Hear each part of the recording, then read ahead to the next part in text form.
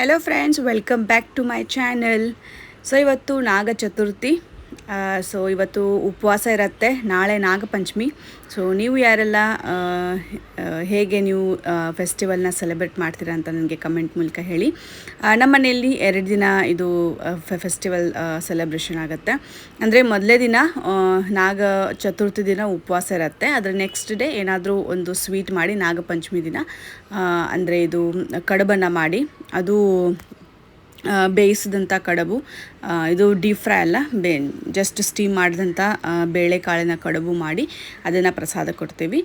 ಇವತ್ತು ಇದು ಮೆಕ್ಕೆ ಜೋಳದ್ದು ಕಾರ್ನ್ ಏನಿದೆ ಅದರ ಜೊತೆ ಕಡಲೆ ಉಸಳೆ ಅದನ್ನು ತಿನ್ನಬೇಕು.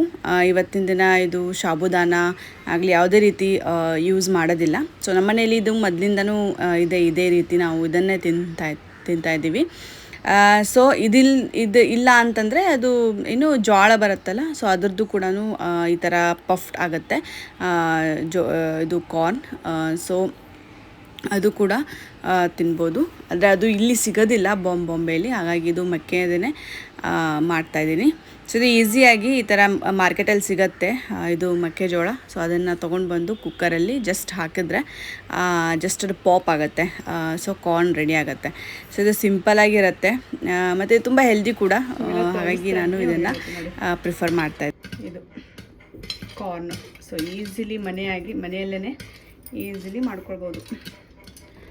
ಸೊ ಇದಕ್ಕೆ ಬಟರ್ ಅಥವಾ ಚೀಸು, ಸ್ವಲ್ಪ ಪೆಪ್ಪರ್ ಪೌಡರ್, ಸಾಲ್ಟು ಮತ್ತು ಚಿಲ್ಲಿ ಪೌಡರ್ ಈ ಥರ ಹಾಕಿ, ಅರಿಶಿನ ಹಾಕಿ ಮಾಡ್ತಾರೆ. ಆದರೆ ಇವತ್ತು ಜಸ್ಟ್ ಇದಷ್ಟೇ ತಿನ್ನಬೇಕು ನಾವು.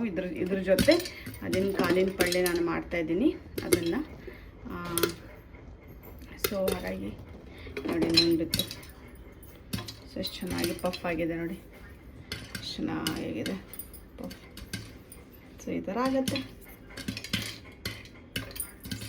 ಈಗ ಮಧ್ಯೆ ಸ್ವಲ್ಪ ಈ ಥರ ನೋಡಿ, ನಮ್ಮ ಪಫ್ ಕಾರ್ನ್ ರೆಡಿ. ಬಿಸಿ ಇದೆ, ಸ್ವಲ್ಪ ತಣ್ಣಗಾದ್ಮೇಲೆ ಮಾಡ್ಬೋದು. ಇಲ್ಲಿ ವಿತೌಟ್ ಫೈರ್ ಕೂಡ ಪಟ್ ಅಂತ ಇದೆ ನೋಡಿ. ಎಷ್ಟು ಬೇಗ ಆಗತ್ತಂದರೆ ಕುಕ್ಕರು ಕಾಯಬೇಕು, ಕಾದಾದಮೇಲೆ ಇದು ಕಾಳುಗಳನ್ನು ಹಾಕಬೇಕು. ಹಾಕಿದ ಮೇಲೆ ಒಂದು 5 ಮಿನಿಟ್ಸಲ್ಲಿ ಈ ಥರ ನಿಮಗೆ ಕಾರ್ನ್ ಸಿಗುತ್ತೆ. ಈಗ ಅದು ಪ್ಲೇಟಲ್ಲಿ ತೆಗಿಯೋಣ, ನೋಡೋಣ. ಇವತ್ತು ನಾವು ನೈವೇದ್ಯಕ್ಕೆ ಉಂಡೆನ ಇಡ್ತೀವಿ. ಇವತ್ತು ಉಂಡೆ ತಿನ್ಬೋದು ನೈವೇದ್ಯ ಆದ ತಕ್ಷಣ. ಸೊ ಉಂಡೆನ ಅರೇಂಜ್ ಮಾಡಿದ್ದೀನಿ. ಎಷ್ಟು ಉಂಡೆ ಮಾಡಿದ್ದೀನಿ ಅಷ್ಟೆಲ್ಲನೂ ಇಡ್ತಾಯಿದ್ದೀನಿ.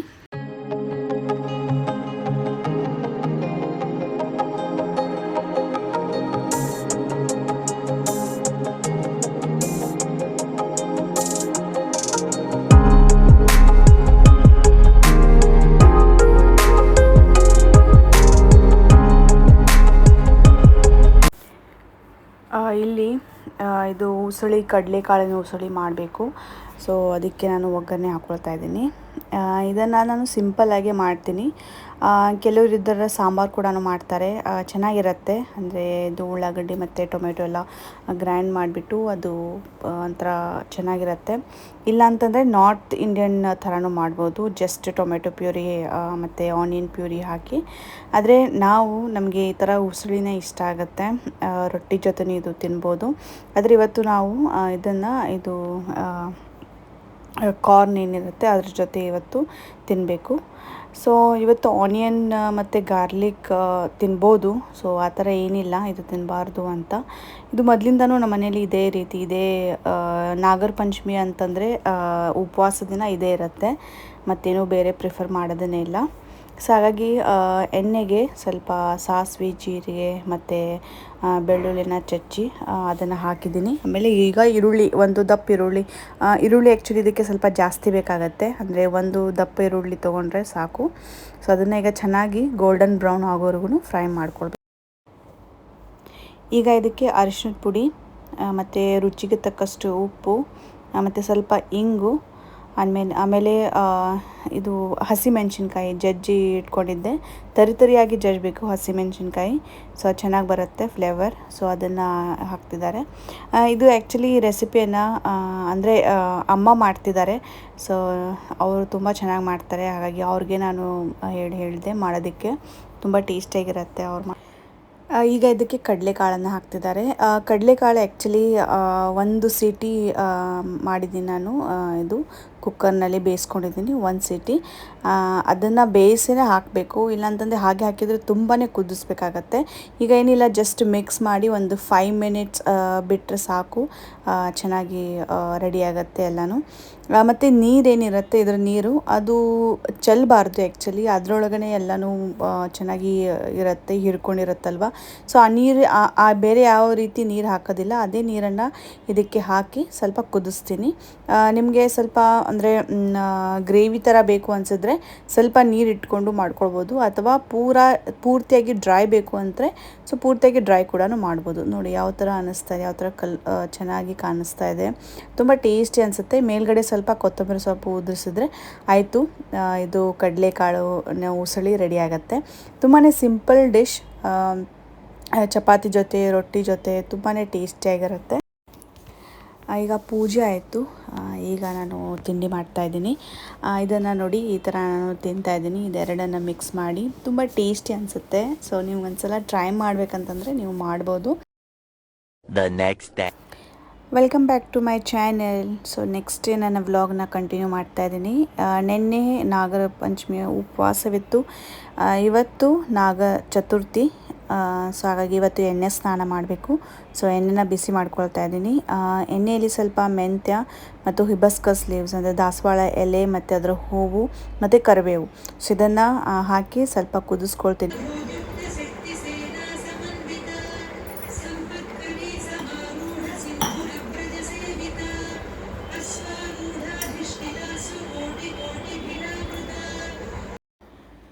ಸೊ ಸ್ನಾನ ಆಯಿತು, ಸ್ನಾನ ಮಾಡಿ ಈಗ ಪೂಜೆ ಸ್ಟಾರ್ಟ್ ಮಾಡಿದ್ದೀನಿ.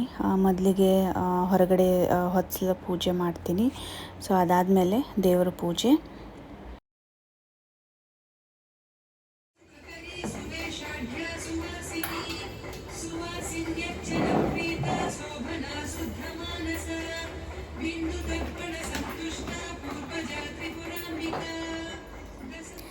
ಇವತ್ತು ಪಂಚಮಿ, ಸೊ ಹಾಗಾಗಿ ನಾಗರ ಹಾವು ಮತ್ತು ಎದುರುಗಡೆ ಹಾಲಿನ ಬಟ್ಲು, ಸೊ ಈ ರೀತಿ ರಂಗೋಲಿಯನ್ನು ಅಮ್ಮ ತೆಗೆದಿದ್ದಾರೆ. ಈ ಥರ ತೆಗಿತಾರೆ ಅವರು. ಮೊದಲೆಲ್ಲ ಹೇಗೆ ಅಂತಂದರೆ ನಮ್ಮ ಅಜ್ಜಿ ಮನೆಯಲ್ಲೆಲ್ಲ ಈ ಕಡೆ ಕೆಳಗಡೆನೇ ತೆಗಿತಾಯಿದ್ರು. ಇದು ಟೈಲ್ಸ್ ಇತ್ತಲ್ವ, ಸೊ ಟೈಲ್ಸ್ ಮೇಲೆ. ಈಗ ಇಲ್ಲೆಲ್ಲ ಆ ಥರ ತೆಗಿಯೋಕ್ಕೆ ಬರೋದಿಲ್ಲ, ಹಾಗಾಗಿ ಇಲ್ಲೇ ದೇವರ ಇದೇನಿದೆ ದೇವರು ಎಲ್ಲಿಟ್ಟಿದ್ವಿ ಅಲ್ಲಿ ಎದುರುಗಡೆನೇ ಅಮ್ಮ ತೆಗೆದಿದ್ದಾರೆ. ತುಂಬ ಚೆನ್ನಾಗಿ ತೆಗಿತಾರೆ, ರಂಗೋಲಿ ಎಲ್ಲ ತುಂಬ ಚೆನ್ನಾಗಿ ಬಿಡ್ತಾರೆ ಅವರು. ಈಗ ಅಡುಗೆ ಪ್ರಿಪ್ರೇಷನ್ ಮಾಡ್ಕೊಳ್ತಾ ಇದ್ದೀವಿ. ಇವತ್ತಿನ ಅಡುಗೆ ಬಂದು ಕಡುಬು. ಅದು ಸ್ಟೀಮ್ ಮಾಡಿದ್ದು ಅಂದರೆ ಕುದಿಸ್ಕೊಂಡಿದ್ದು, ಫ್ರೈ ಮಾಡಿದ್ದಲ್ಲ, ಡೀಪ್ ಫ್ರೈ ಮಾಡಿದ್ದಲ್ಲ, ಎಣ್ಣೆಯಲ್ಲಿ ಕರೆದಿದ್ದಲ್ಲ. ಇವತ್ತು ಕುದಿಸಿದ್ದನ್ನೇ ದೇವರಿಗೆ ನೈವೇದ್ಯ ಕೊಡಬೇಕು, ಅಂದರೆ ನಾಗಪ್ಪನಿಗೆ ನೈವೇದ್ಯ ಕೊಡಬೇಕು. ಹೋಳಿಗೆಗೆ ಏನು ಹೂರಣ ರೆಡಿ ಮಾಡ್ಕೊಳ್ತೀವಿ ಅದೇ ಹೂರಣ ಕಡುಬಿಗೆ ರೆಡಿ ಮಾಡ್ಕೊಳ್ಬೇಕು. ನಾನು ಹಿಟ್ಟನ್ನು ಕಲಿಸಿಟ್ಟಿದ್ದೀನಿ, ಗೋಧಿ ಹಿಟ್ಟನ್ನು ಯೂಸ್ ಮಾಡಿ ಮಾಡ್ತಾಯಿದ್ದೀನಿ, ಮೈದಾ ಯೂಸ್ ಮಾಡ್ತಾ ಇಲ್ಲ. ಸೊ ಅದು ಹೋಳಿಗೆದು ಹೂರಣ ರೆಡಿಯಾಗಿದೆ. ಇವತ್ತು ಸ್ವಲ್ಪ ಬದನೆಕಾಯಿ ಪಲ್ಯ ಕೂಡ ಮಾಡ್ತಾಯಿದ್ದೀನಿ. ಇವತ್ತಿನ ಅಡುಗೆ ಇದು ಕಡುಬು. ಇದು ಸ್ಟೀಮ್ ಮಾಡಬೇಕಿನ್ನು, ಈ ಥರ ಏನು ಅಂದರೆ ಹೂರಣ ಹಾಕಿ ಇಟ್ಟಿದ್ದಾರೆ ಹಿಟ್ಟಿನಲ್ಲಿ. ಸೊ ನೋಡಿ ಯಾವ ರೀತಿ ಡಿಸೈನ್ ಮಾಡ್ತಾರೆ. ಸೊ ಇದು ತುಂಬ ಚೆನ್ನಾಗಿರುತ್ತೆ, ಈ ಥರ ನನಗೂ ಬರುತ್ತೆ, ನಾನು ಮಾಡ್ತೀನಿ. ಇದನ್ನು ಕರಿಬೋದು, ಆದರೆ ಇವತ್ತು ಕರಿತಾ ಇಲ್ಲ, ಇವತ್ತು ಜಸ್ಟ್ ಬೇಯಿಸಬೇಕು. ಸೊ ಇದರಲ್ಲಿ ಫಿಲ್ ಮಾಡಿ ಈ ಥರ ಕಡುಬನ್ನು ಕಟ್ತಾರೆ. ಸೊ ಇವತ್ತಿನ ಅಡುಗೆ ಬಂದು ಇದು ಕೋಸಂಬರಿ ಮತ್ತು ಬದನೆಕಾಯಿ ಪಲ್ಯ, ಮತ್ತು ಇದ್ರದ್ದು ಕಟ್ ಏನು ತೆಗೆದು ಅದರಿಂದ ಸಾರು, ಕಟ್ ಸಾರು ಅಂತೀವಿ, ಅಂದರೆ ಹೋಳಿಗೆ ಸಾರು ಮತ್ತು ಅನ್ನ. ಸೊ ಇವತ್ತಿನ ಮೆನ್ಯೂ ಇಷ್ಟು. ಸಾರಾಗಿದೆ, ಕಟ್ಟಿನ ಸಾರು, ಕೋಸಂಬರಿ, ಇಲ್ಲಿ ಪಲ್ಯ. ಈ ಜ್ಯುವೆಲ್ರಿನ ನಾನು ಈಗ ಆರ್ಡ್ರ್ ಮಾಡಿದ್ದೆ. ಸೊ ಇವಾಗ ರಿಸೀವ್ ಆಯಿತು. ಸೊ ನೆನ್ನೆ ಹೋಗಿ ನಾನು ತೊಗೊಂಡು ಬಂದೆ. ಇದು ಮಾಟಿ ಅಂತೀವಿ ಅದನ್ನು. ಸೊ ನನಗೆ ತುಂಬ ದಿನದಿಂದ ಪ್ಲ್ಯಾನ್ ಇತ್ತು ಪರ್ಚೇಸ್ ಮಾಡಬೇಕು, ತೊಗೊಳ್ಬೇಕು ಅಂತ. ಸೊ ಈ ಹಬ್ಬದ ದಿನವೇ ಬಂದಿರೋದು ನನಗೆ ತುಂಬಾ ಖುಷಿ ಆಯಿತು. ಇದನ್ನು ಇಟ್ಟು ಈಗ ಪೂಜೆ ಮಾಡ್ತಾಯಿದ್ದೀನಿ. ನೈವೇದ್ಯ ಕೂಡ ಆಯಿತು.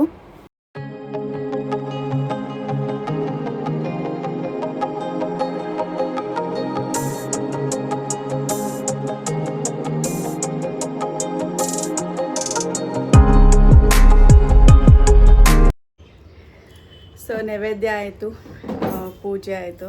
ಸೊ ಬೆಳಗ್ಗೆ ಜಸ್ಟ್ ಪೂಜೆ ಮಾಡಿದ್ದೆ, ಇವಾಗ ನೈವೇದ್ಯ ಮಾಡಿದೆ. ಸೊ ಆಯಿತಲ್ಲ. ಸೊ ಬೆಳಗ್ಗೆಯಿಂದ ಬ್ಯುಸಿ ಇದ್ದೆ, ಸೊ ಹಾಗೆ ಕ್ಯಾಮ್ರಾ ಎದುರುಗಡೆ ಬಂದು ಮಾತಾಡೋದಕ್ಕೆ ಆಗಲಿಲ್ಲ. ಇವತ್ತು ನಾಗರ ಪಂಚಮಿ. ಸೊ ಎಲ್ಲರಿಗೂ ಹ್ಯಾಪಿ ನಾಗರ ಪಂಚಮಿ. ಸೊ ನಮ್ಮ ಮನೇಲಿ ನಾವು ಈ ಥರ ಸೆಲೆಬ್ರೇಟ್ ಮಾಡ್ತೀವಿ. ಇವತ್ತು ಯಾವುದೇ ಕಡುಬು ಮಾಡಿದ್ವಿ. ಕುಚ್ಚು ಕಡುಬು ಅಂತಾರೆ. ಬೇಳೆಕಾಳಿನ ಹೂರಣ ಇರುತ್ತೆ ಒಳಗಡೆ, ಡೀಪ್ ಫ್ರೈ ಮಾಡ್ತಾರಲ್ಲ, ಸೊ ಅದಿಲ್ಲ, ಅದು ಬಿಟ್ಟು ಇದು ಸ್ಟೀಮ್ ಮಾಡೋದು. ಸೊ ಇವತ್ತು ನಾಗಪ್ಪನಿಗೆ ಅದೇ ನಮ್ಮ ಮನೆಯಲ್ಲಿ ನೈವೇದ್ಯ. ಸೊ ನಾವು ಈ ಥರ ಮಾಡ್ತೀವಿ. ಸೊ ನೀವು ಯಾರೆಲ್ಲ ಹೇಗೆ ಮಾಡ್ತೀರಿ ಅಂತ ಜಸ್ಟ್ ಒಂದು ಕಮೆಂಟ್ ಹಾಕಿ, ನನಗೆ ಗೊತ್ತಾಗತ್ತೆ. ಬೇರೆ ಬೇರೆ ರಿಚುವಲ್ಸ್ ಇರುತ್ತೆ ಬೇರೆ ಕಡೆ. ಸೊ ಮನೆಯಲ್ಲೇ ನಮ್ಮ ಮನೇಲಂತಿದ್ದು. ಸೊ ಅದು ಮತ್ತು ಸಾರು, ಬೇಳೆ ಸಾರು, ಇದು ಕಟ್ಟ ಸಾರು ಏನಂತೀವಿ ಅದು, ಮತ್ತು ಅನ್ನ ಮತ್ತು ಕೋಸಂಬರಿ, ಇಷ್ಟು ಇದು ಮಾಡಿದ್ವಿ ಇವತ್ತು. ಸೊ ನಾನು ಅದು ನೆನ್ನೆ ತೊಗೊಂಡು ಬಂದೆ, ಗೋಲ್ಡು ಏನು ಅದು ಮಾಟಿ ಅಂತೀವಿ. ಸೊ ಅದು ಸ್ಪೆಷಲಿ ನಾನು ಈ ವರಮಹಾಲಕ್ಷ್ಮಿಗೆ ಅಂತಲೇ ನಾನು ಪ್ಲ್ಯಾನ್ ಮಾಡಿದ್ದೆ ತೊಗೊಳ್ಬೇಕು ಅಂತ. ತುಂಬ ಅಂದರೆ ದಿನದಿಂದ ಸ್ವಲ್ಪ ಪ್ಲ್ಯಾನ್ ಇತ್ತು, ಅಂದರೆ ಈ ಥರ ತೊಗೊಳ್ಬೇಕು ಏನಾದರೂ ಅಂತ. ಸೊ ಇದ್ರ ಬಗ್ಗೆ ಇನ್ನೂ ನಿಮಗೆ ಇನ್ನೂ ಹೆಚ್ಚಿನ ಡೀಟೇಲ್ಸ್ ಬೇಕು ಅಂತಂದರೆ ನನಗೆ ಕಮೆಂಟ್ ಮಾಡಿ. ಸೊ ನಾನು ನೆಕ್ಸ್ಟ್ ಬ್ಲಾಗಲ್ಲಿ ಅದು ಏನು, ಎಷ್ಟು ಆಯಿತು, ಏನು ಎಲ್ಲ, ಎಷ್ಟು ಗ್ರಾಮ್ ಎಲ್ಲ ಕರೆಕ್ಟಾಗಿ ನಾನು ಹೇಳ್ತೀನಿ. ಯಾಕಂದರೆ ಈಗ ಕೆಲವ್ರಿಗೆ ಪ್ಲ್ಯಾನ್ ಇರುತ್ತಲ್ಲ ತೊಗೊಳ್ಳೋದು. ಸೊ ನಿಮಗೊಂದು ಐಡಿಯಾ ಬರುತ್ತೆ. ಸೊ ಆ ಥರ ಏನಾದಿದ್ದರೆ ಹೇಳಿ, ನಾನು ನೆಕ್ಸ್ಟ್ ಬ್ಲಾಗಲ್ಲಿ ನಿಮಗೆ ಡೀಟೇಲಾಗಿ ತೋರಿಸ್ತೀನಿ, ಹೇಳ್ತೀನಿ ಏನು ಅಂತ. ಅದೊಂಥರ ನನಗೆ ಸ್ಪೆಷಲ್ ಆ್ಯಕ್ಚುಲಿ ಮಾಟಿ. ಯಾಕೆ ಸ್ಪೆಷಲ್ ಅಂತಲೂ ನೀವು ತಿಳ್ಕೊಬೇಕಂದ್ರೆ ಕಮೆಂಟ್ ಮಾಡಿ. ಸೊ ನಾನು ನಿಮಗೆ ಡೆಫಿನೆಟ್ಲಿ ತಿಳಿಸ್ತೀನಿ. ಸೊ ಫ್ರೆಂಡ್ಸ್, ಇದರೊಂದಿಗೆ ನನ್ನ ಈ ವಿಡಿಯೋನ ಎಂಡ್ ಮಾಡ್ತಾ ಇದ್ದೀನಿ. ಐ ಹೋಪ್ ನಿಮಗೆಲ್ಲ ಈ ವಿಡಿಯೋ ಇಷ್ಟ ಆಗಿದೆ ಅಂತ ಅಂದ್ಕೊಳ್ತಾ ಇದ್ದೀನಿ. ಇಷ್ಟ ಆದರೆ ಲೈಕ್ ಮಾಡಿ, ಶೇರ್ ಮಾಡಿ, ಸಬ್ಸ್ಕ್ರೈಬ್ ಮಾಡಿ. ಸಿಗೋಣ ನೆಕ್ಸ್ಟ್ ವಿಡಿಯೋಲಿ. ಟಿಲ್ ದೆನ್, ಬಾಯ್ ಬಾಯ್, ಟೇಕ್ ಕೇರ್.